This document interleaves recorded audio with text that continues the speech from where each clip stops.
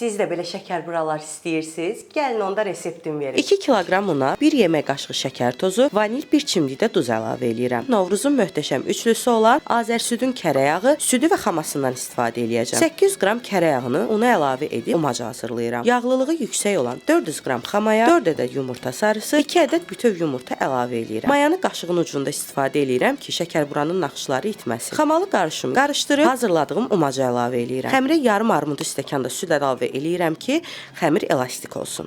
Xəmiri yarım saat sərin otaqda dincəldirəm. Keçək içliyə. 500 qram fındığı üyüdürəm. Üzərinə 400 qram şəkər tozu, 1 yemək qaşığı hil əlavə eləyib yaxşıca qarışdırıram. İçliyimiz hazırdır. Xəmiri 40 qramlıq kündələrə bölürəm. Bu resept ilə 82-84 ədəd şəkər bura alınır. Hazırlanan kündəyə 2 çay qaşığı içliyi doldurub naxışını bəzəyirəm. Şəkər buranı bişirərkən 4-5 yerdən iynələmək lazımdır.